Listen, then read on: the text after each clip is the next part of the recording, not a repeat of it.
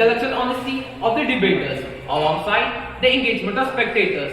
In all debates, like should be arrayed. Knowledge and experience are two sides of the same coin on the road to success. Here comes a team to debate on what's more important, whether knowledge or experience. உதிக்கும் சூரியன் போல் உங்கள் வாழ்வும் வீரட்டும். அனைவருக்கும் அன்பு கலந்த வணக்கம். வட்டம் போட்டு வாழ்வதல்ல வாழ்க்கை, திட்டம் போட்டு வாழ்வதுதான் வாழ்க்கை. ஆம், நரகாசுரனை வதம் செய்த தீபங்களின் திருநாளாம் என்று நல்லதோர் பட்டிமன்றம். வாழ்வில் உயர்வுக்கு காரணம் அறிவா அனுபவமா? ஆஹா, என்ன அருமை! உண்மையாகவே இந்த நாளுக்கும் இந்த நேரத்திற்கும் ஏற்ற தலைப்பாக தான் இருக்கின்றது என நான் நினைக்கின்றேன். டாஸ் நகரிலோ ஓர் உதயம், அது பெஸ்ட் பள்ளி என்ற இமயம். அதில் தட்டி கொடுக்கும் தலைவர், சுட்டி கூறும் சிந்தனையாளர், அனுபவத்திற்கு அரசர், அறிவுக்கு ஆசான் எங்கள் பள்ளி தலைவர் அவர்களுக்கும், அன்புக்கும் பண்புக்கும் உரிய தாளாளர் அவர்களுக்கும், மதிப்புக்கும் மரியாதைக்கும் உரிய முதல்வர் அவர்களுக்கும், பாசத்திற்கும் பரிவுக்கும் உரிய ஆசிரியர் பெருமக்களுக்கும், இங்கு வந்து இருப்போருக்கும் இதை கேட்போருக்கும் வாழ்த்துக்களையும் வணக்கத்தையும் தெரிவித்துக் கொள்கின்றேன். முடியாது என்ற வார்த்தை உன்னை சாபமாக்கும். முயன்றால் உன் பாதையில் பூக்கள் பூக்கும். நம்பிக்கை மட்டுமே உன்னை உனக்கு வார்க்கும். நீ உழைக்க நினைத்தால் நொடிகள் கூட இனிமையாகும். தீபாவளி பண்டிகை கூட பல அனுபவங்களை கற்றுத் தருகிறது. அறிவுசாலிகளாலும் கொண்டாடவும் படுகிறது. அறிவு மானிட வாழ்வை இயக்கும் ஒரு சிறந்த கருவி. இன்று பலர் கருதுவது போல அது வெறும் செய்தி அல்ல, அது ஒரு கருவிதான். துன்பத்தில் இருந்து மக்களை பாதுகாக்கும் கருவி. செவிவழி செய்திகளையும் அவற்றில் உள்ள நன்மை தீமைகளையும் ஆய்வு செய்வதே அறிவு. அறிவுடையார் எல்லாம் உடையார் என்கிறது திருக்குறள். அனுபவம் என்பது வயதை குறிப்பதல்ல, செயல்பாடுகளின் முதிர்ச்சியை குறிப்பதே அனுபவம். அனுபவம் கற்றுத் தருவது வாழும் வழியை மட்டுமல்ல, வாழ்வில் வந்து போகும் மாற்றங்களையும் மாறிச் செல்லும் மனித குணங்களையும் தான். வெற்றி பெற்ற மனிதனாக வாழ்வதை விட அனுபவம் உள்ள மனிதனாக வாழ்வதே சிறந்தது. ஆக நான் இங்க நடுவராக அமர்ந்திருப்பது கூட அனுபவம் உள்ள என் ஆசிரியர் பயிற்சியும் அறிவுடைய முயற்சியும் தான். ஒரு வாத்தியாரு பையனை அடிச்சுட்டாரு. அதுக்கு அப்பா கேட்கிறாரு, ஏன் சார் பையனை அடிச்சீங்க? அதுக்கு வாத்தியார் சொல்றாரு, ஒரு டிராக்ல 2 தடவாடும், அது எதுக்குன்னு கேட்டா, ஒண்ணு ஊருக்கு போவோம், இன்னொன்னு திரும்பி வரணும்னு சொல்றான். இப்படிப்பட்ட முட்டாள்தனமான அறிவாளிகளும் உண்டு. உடம்புல வலி இருந்தா அந்த இடத்துல மூத்தடணும், மனசுல வலி இருந்தா அந்த இடத்துல இருந்து மூவ் ஆகணும்.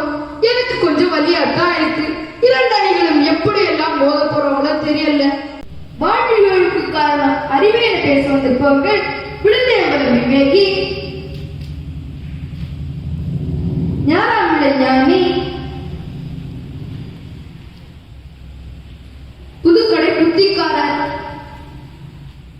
அனுபவம் என பேச மூலச்சி முனிவர், முதுமலை மூத்தவள், வைகை வைத்தியர். அறிவும் அனுபவம் மோதிக்கொண்டால் எப்படி இருக்கும் என்பதை பொறுத்திருந்து பார்ப்போம். உப்புக்கு தூத்துக்குடி, பூட்டிக்கு திண்டுக்கல், பட்டாசுக்கு சிவகாசி, கழுகு குரலுக்கு இவர். இதோ உங்கள் முன்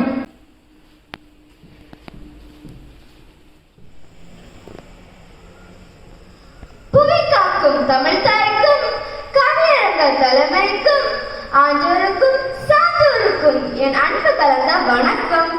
அறிவுத்தான் முன்னேற்றத்தின் ஆணிவேர். அறிவாற்றல் உள்ளவன் தான் அகிலத்தையும் ஆளுகிறான். தூண் போன்ற அறிவுத்தான் வான்முகத்தை தொட்டிடும். நடுவரே, சொல்லுங்க. சீரியல், சினிமா இந்த இரண்டத்திற்கும் என்ன வித்தியாசம்? எடுக்கிறவங்க அழுதா அது சினிமா, பார்க்கிறவங்க அழுதா அது சீரியல். நிச்சயமாக எங்கள் அணிதான் வெற்றி பெறும் என்பதே உண்மை. அறிவற்றவர்களை அதிகாரத்திற்குள்ளாக்குவது உண்மையான அறிவின் செயல்பாடு அல்ல, மாறாக மற்றவர்களை அறிவாளியாக்குவதே உண்மையான அறிவின் செயல்பாடு. நடுவரே, என்னம்மா? மானமும் அறிவும் மனிதருக்கு அழகு என தந்தை பெரியார் கூறுகிறார். இறைவன் என்னை ஏழையாக படைத்திருந்தாலும் சிந்திக்க அறிவு என்ற மூலதனம் ஒன்றை கொடுத்திருக்கின்றார். நடுவரே, சொல்லுங்கம்மா. தாமஸ் ஆல்வா எடிசனை கேள்விப்பட்டிருக்கின்றீர்களா? ஆமா ஆமா, நான் ஸ்கூல்ல அவரை பற்றி படிச்சிருக்கிறேன். ஆம் நடுவர் அவர்களே, அநேக கண்டுபிடிப்புகளை கண்டுபிடித்தாரே எடிசன். அவருக்கு துணை நின்றது அறிவா அனுபவமா? அது என்னவோ அறிவுதான். அப்படி போடுங்க. இதே போல்தான் தொழில்நுட்பத்தில் நம் நாடு இன்று அமோக வளர்ச்சியை கண்டு வெற்றி பாதையில் செல்கிறது என்றால் Einstein, Abdul Kalam, Thomas Alva Edison போன்ற அறிவுசாலிகளின் அறிவாற்றலால் என்பதை நாம் மறக்கவோ முடியாது. இதற்கு ஆதாரம் ஒரு கதை சொல்றேன், கேளுங்க. சொல்லுங்க. ஒரு நாள் தெனாலிராமனுடைய வீட்டுக்கு திருடர்கள் திருட சென்றார்களாம். இது தெரிந்தும் தெரியாத மாதிரி இருந்து தன் மனைவியிடம், நான் நம்முடைய எல்லா பணத்தையும் அந்த கிணத்துக்குள் போட்டுக்கிறேன் என்றார். தன் மனைவியும் சரி என்றார்கள். இதை கேட்ட திருடர்களோ இரவு முழுவதும் அந்த கிணத்தில் இருந்த தண்ணியை இறைத்து அந்த தோட்டத்தில் இருந்த பயிர்களுக்கு பாய்ச்சினார்கள். விழித்ததும் தெனாலிராமன் அந்த திருடர்களிடம் நன்றி கூறினான். இதை கேட்ட திருடர்கள் திகைத்து நின்றனர். பின்பு தெனாலிராமன், நான் என்னுடைய எல்லா பணத்தையும் என் வீட்டில் தான் வைத்திருக்கிறேன் என்றார். இதை கேட்ட திருடர்களோ அதிர்ச்சி அடைந்தனர்.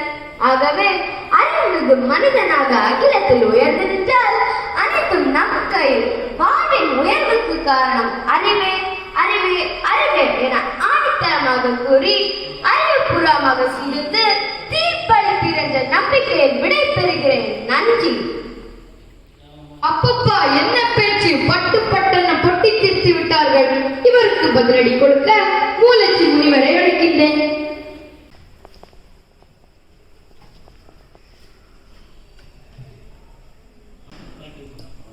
கனியிட ஏறிய சுளையும் முற்ற களையிட ஏறிய சாரும் பனிமலர் ஏறிய தேனும் காற்று பாகிட ஏறிய சுவையும் நடிப்பு சுப்பொழியும் பாலும் தென்னை நல்கிய குளிர்ல நீரும் இது என்பேன் எனினும் தமிழை என் உயிர் என்பேன். என் உயிரான தமிழை வணங்கி வாழும் இயற்கைக்கு காரணம் அனுபவமே என என் கருத்தை பங்க வைக்க விளைகின்றேன். நடுவரையா, சொல்லுங்கய்யா. செல்போனுக்கும் மனிதனுக்கும் என்ன வித்தியாசம்? மனிதனுக்கு கால் இல்லைன்னா பேலன்ஸ் பண்ண முடியாது. செல்போனுக்கு பேலன்ஸ் இல்லைன்னா கால் பண்ண முடியாது. ஆஹா, அருமை! உங்களுக்கு தெரியுது. அதனால நிச்சயமா எங்க பக்கம்தான். நான் எங்க சொன்னேன்? என்ன மாட்டி விடுறதுலயே குறியாயிடுங்க. நடுவரையா, நல்ல முடிவுகள் அனுபவத்திலிருந்து தான் பிறக்கிறது. புத்தகங்களை விட அனுபவமே அதிக சாதனை புரிகிறது என்கிறார் கவிஞர் மீரா. நடுவரையா, சொல்லுங்க. ஒரு பள்ளியிலோ இல்லை ஏதேனும் நடத்துகிறோம் வேலைக்காக நேர்முகம் தேர்வுக்கு சென்றால் அங்கு உனக்கு அறிவிருந்தா என்று கேட்க மாட்டார்கள். மாறாக எத்தனை ஆண்டு படிப்போம் தான் கேட்பார்கள். வேண்டுமானால் நம் பள்ளி யாசு கூட கேட்டுப்பார்கள். ஐயா, ஆமா, அவங்க அறிவான அனுபவசாலிகள் தான். நடுவரையா, சொல்லுங்க. என்னைய காணித்தோ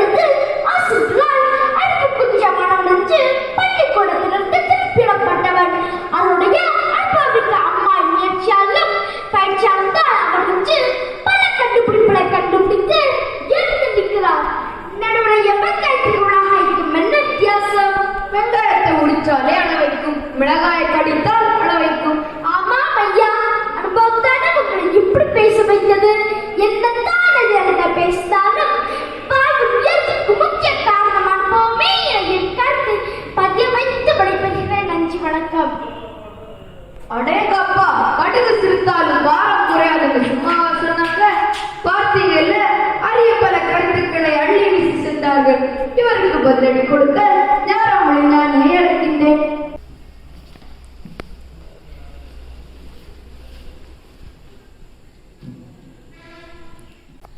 இளங்கோவடிகள் ஏந்திய தமிழே, கம்பநாதன் கண்ட தமிழே, வள்ளுவன் வீட்டில் வளர்ந்த தமிழே, நீ வாக்கிய கோடியில் வார்த்தைகளை கொட்டி வைத்த அருவி, நீ உற்சாகமனது கச்சேரி நடத்துவதை காலமெல்லாம் உணர்வேன். பேரழகு தமிழை உன்னை போற்றி என்னை உருவாக்கிய ஆசான்களை வணங்கி அவையோரை வாழ்த்தி பந்தனங்களை உரித்தாக்குகின்றேன். நடுவர் ஐயா. சொல்லுங்க. உலகம் உருண்டை என்று கண்டுபிடித்தது யார்? வாஸ்கோ ட காமா. இதுல என்ன சந்தேகம்? ஆமா, அவர்தான். வாஸ்கோ ட காமா தான் அறிவுக்கு வேலை கொடுத்தார், உலகம் உருண்டை என்று கண்டுபிடித்தார். அது மட்டுமா, நம் மன்னன் மைந்தர் கடைக்கோழியை பிறப்பிடமாக கொண்ட விண்ணில் ஆராய்ச்சியாளர் சிவன், இளைஞர்களின் வழிகாட்டி அப்துல் கலாம் ஐயா போன்றவர்களெல்லாம் அறிவாலே உயர்ந்தவர்கள், நாட்டை உயர்த்தியவர்கள். அனுபவம் என்பது வயதைத்தான் குறிக்கும். வயதை காரணம் காட்டி எந்த ஒன்றையும் சாதிக்க முடியாது. 47-50 வயதான பல பணியாளர்கள் பல ஆண்டு அனுபவசாலிகளாக பணியாற்றிய இடங்களிலும் கூட 25-30 வயதே ஆன சிலர் அறிவுபூர்வமாக தேர்வுகளை எழுதி உயர் பதவியிலும் இருக்கின்றனர். அது மட்டுமா, அவர்கள் அனுபவசாலிகளுக்கு ஆலோசனைகள் வழங்குவதோடு அவர்களை மாற்றி செய்ய உயர் இடத்திலும் இருக்கின்றார்கள். இங்கே பதவியிலும் கூட அனுபவத்திற்கு முக்கியத்துவம் கொடுக்கப்படுகிறது. இல்லையே, இங்கே அறிவுத்தன்மை நோங்கி நிற்கிறது. அனுபவத்தை வைத்து எந்த ஒன்றையும் சாதிக்க வைக்க முடியாது. ஒரு மனிதனை துன்பத்திலிருந்து பாதுகாப்பதே அறிவுத்தான். என்னுடைய எதிரணி நண்பர் நேர்முக தேர்வுக்கு சென்றால் கூட உங்களுக்கு அறிவு இருக்கின்றதா என்று கேட்பதில்லை, எத்தனை வருட அனுபவம் இருக்கிறது என்றுதான் கேட்பார்கள் அப்படின்னு சொன்னாங்க. நடுவர் ஐயா. என்னம்மா? எத்தனை வருட அனுபவம் இருந்தாலும் அறிவு இல்லைனால் எந்த பயனும் இல்லை. இது இந்த எதிரணிக்கு தெரியவில்லை. சரி, நீ தொடர்ந்து எனது கருத்திற்கு வருகிறேன். ஐயா. சொல்லுங்க. தான் அறிந்ததை வைத்து பிறர் அறிவை சோதிப்பதே அறிவில்லை, தான் அறியாததை அறிந்து கொள்வதே அறிவு. அறிவை 6 வகைகளாக பகுக்கிறார்கள். அப்படியா? அது என்னதுன்னு கொஞ்சம் சொல்லுங்களேன். ஆமா, சொல்கிறேன், கேளுங்கள்.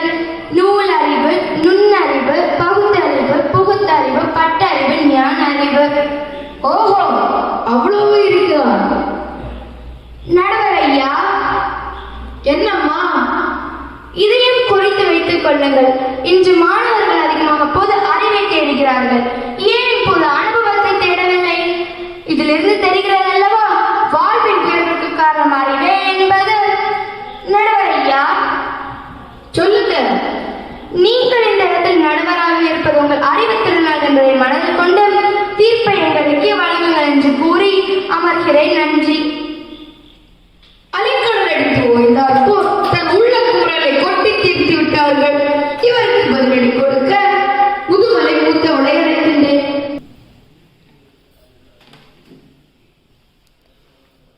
தோண்டுகின்ற போதெல்லாம் சுரக்கின்ற செந்தமிழே, வேண்டுகின்ற போதெல்லாம் விளைகின்ற நித்திலமே, என் தமிழ் தாயை உன்னை வாழ்த்தி வணங்கி வாழ்வின் உயர்வுக்கு காரணம் அனுபவமே என என் வாதத்தை துவங்குகின்றேன். ஐயா. சொல்லுங்கம்மா. வாழ்க்கை ஒரு இனிய அனுபவம். உலக உண்மைகளை அறிந்து கொள்ளும் அறிவே அனுபவம். என் எதிரணி தோழி சொன்னார்கள், இன்றைய மாணவர்கள் பொது அறிவை தேடுகிறார்கள், பொது அனுபவத்தை தேடவில்லை என்று. நடுவர் ஐயா, ஒன்றை மட்டும் புரிந்து கொள்ளுங்கள். இன்றைய மாணவர்கள் பொது அறிவை தேடி பொது அனுபவத்திற்கு முக்கியத்துவம் கொடுக்காத காரணத்தால் தான் இன்று பல இன்னல்களுக்கு ஆளாகிறார்கள்.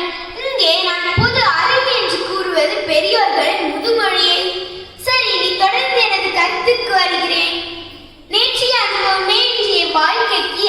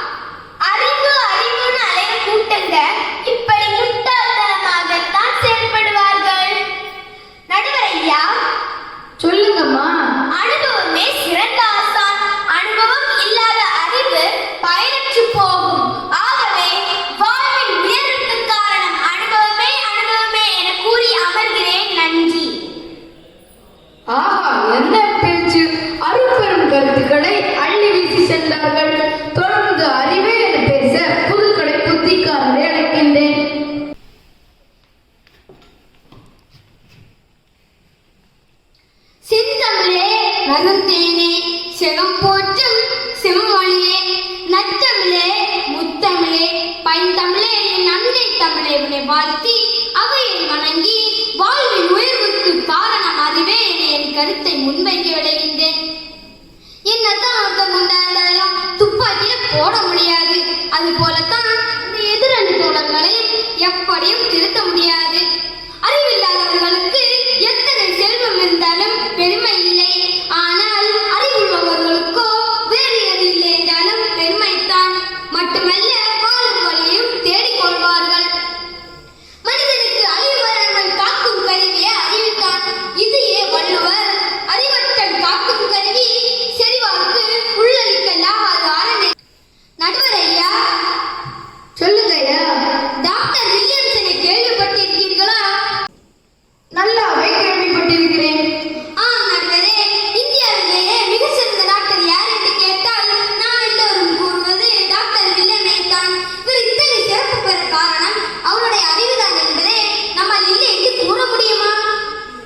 முடியாது. நடுவர் ஐயா, சொல்லுங்க ஐயா. என் எதிரணி தோழி கூறினார்கள், நாம் படிக்கும் பாட புத்தகங்கள் அனுபவசாலிகளால் அனுபவித்து எழுதப்பட்டுள்ளது என்று. ஆனால் அறிவில்லை என்றால் அப்புஸ்தகத்தில் நான் கருத்துக்கள் இடம்பெற்றிருக்குமா ஐயா? அது எப்படி? அறிவு ஒன்றுதான் அச்சத்தை முறிக்கும் அரிய மருந்து. அறிவை வளர்த்துக் கொண்டால் எல்லா வித பயங்களும் நீங்கிவிடும். இன்று நம் நாடு அறிவியல் தொழில்நுட்பத்தில் மேலோங்கி இருக்க காரணம் பற்பல அறிவாளிகளின் அரிய கண்டுபிடிப்புகளே காரணம் என்பதை நம்மால் மறுக்கவே முடியாது. ஐயா, என்ன ஐயா? நாம் காலையில் பல்தெடுக்கும் ஜலபானியில் இருந்து இரவு தூங்கும் வரை எத்தனையோ பொருட்களை பயன்படுத்துகிறோம். அவை அத்தனை கண்டுபிடிப்புகளுக்கும் ஒவ்வொரு அறிவாளிகளின் அறிவுபூர்வமான செயல்பாடுகளே காரணம் என்பதை நம்மால் மறக்கவோ முடியாது.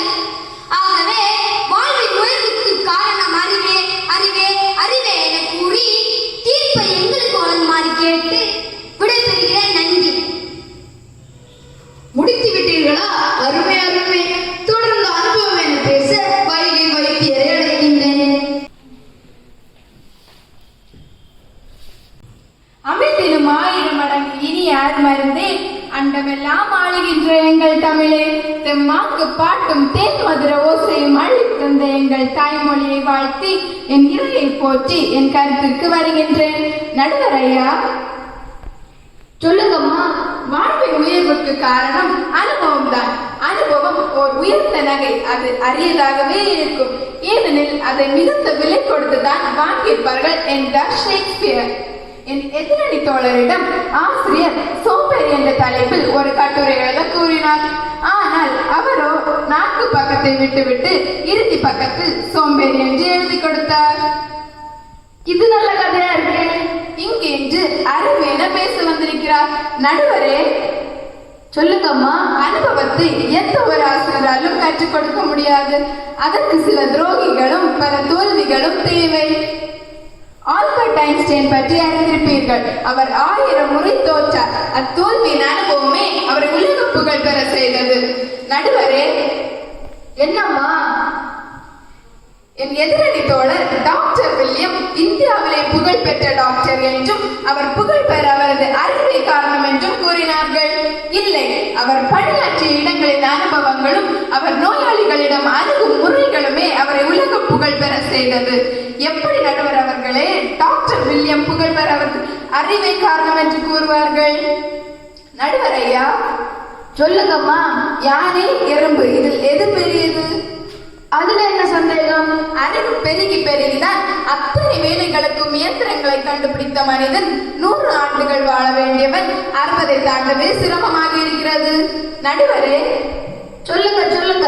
என் எதிரணி தோழர்கள் என்ன கருத்துக்களை வைத்தாலும் வாழ்வின் உயர்வுக்கு காரணம் அனுபவம் தான் என்று அழுத்தி கூறி முடிக்கின்றேன். நன்றி. அறிவாளிகளும் அனுபவசாலிகளும் பலமாக மோதிக்கொண்டார்கள்.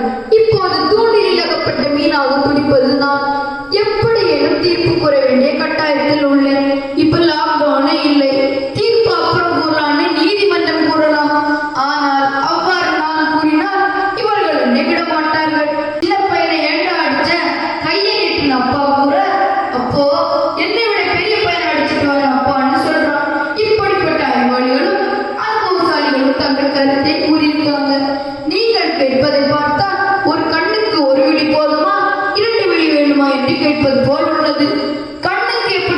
தேவையோ அப்படியே நாணயத்தின் இரு பக்கங்களும். உதாரணமாக அறிவியல், இலக்கியம், கலை என்று எந்த ஒரு துறை எடுத்தாலும் அதில் வெற்றியையும் சாதனைகளையும் அடைந்தவர்கள் சிறந்த அறிவாளிகளால் தான் இருப்பார்கள். அனுபவம் என்பது எதை எப்படி செய்ய வேண்டும் என்பதில்லை, எதை எப்படி எப்போது செய்யக்கூடாது என்பதுதான் அனுபவம். ஆக கல்வியினால் அறிவு செழிக்கும், அனுபவத்தினால் வாழ்க்கை தழைக்கும். எனவே அறிவோடு கூடிய அனுபவம் உள்ள வாழ்க்கை சிறந்தது என தீர்ப்பு கூறி விடைபெறுகிறேன். வணக்கம். Thank you, friends, for enlightening us with some knowledge on the importance of knowledge and experience.